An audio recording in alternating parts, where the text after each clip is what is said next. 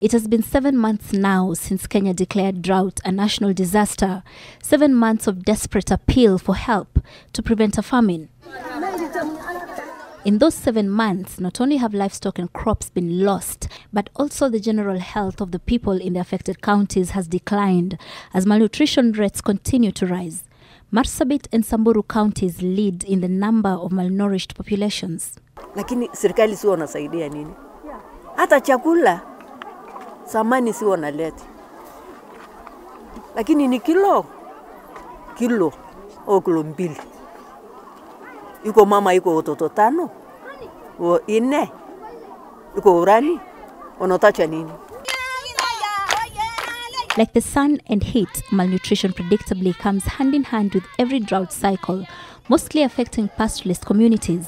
This is because their lives depend largely on livestock, and with many of their herds dying or withering in the drought, the availability of food for communities is affected. A number of agencies are stepping up relief efforts, narrowing their focus on pregnant and lactating mothers and children under the age of 5 years through a supplementary feeding program. Childhood, I always say, is a one-time opportunity. And children, particularly under the age of 5, their brains are growing very fast. And if they don't get the right nutritional supplements during that time, if they don't get the right stimulation as well, but in this case we're talking about nutrition, then it can lower their brain growth and can lower, in some studies, even intelligence.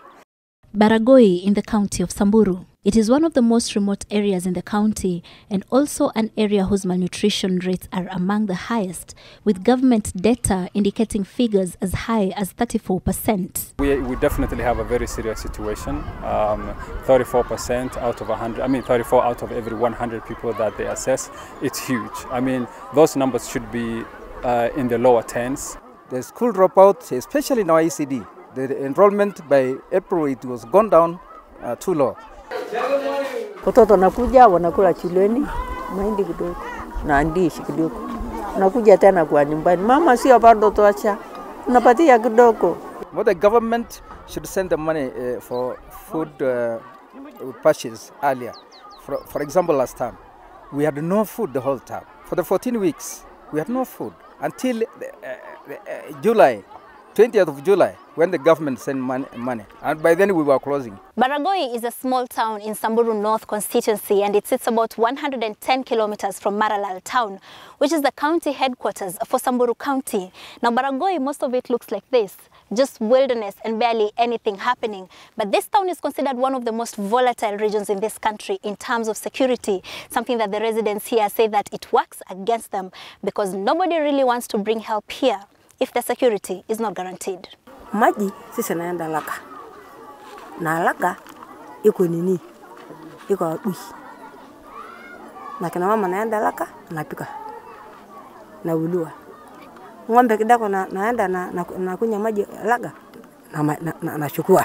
The greatest challenge that all the agencies involved in this drought intervention face is lack of funding, because although Kenya has put forth a UN appeal, the money is not coming through. A thing that is affecting it is there are 4 countries in the world who have severe drought, right? Much worse than Kenya. Yemen, South Sudan, parts of Nigeria. And unfortunately, they are getting all the attention. Although no part of the country has reached the emergency stage yet in terms of food and nutrition security, the situation has not improved since the rain started in April. There is optimism, however, that the blanket supplementary feeding program will be effective in pulling beneficiary communities, pregnant and lactating women and children under the age of 5 years mostly, out of the crisis that they are in, because while the rations may not be enough, each contains the necessary nutrients to push them through. Zeynab Wandati, NTV, for Food Friday in the county of Samburu.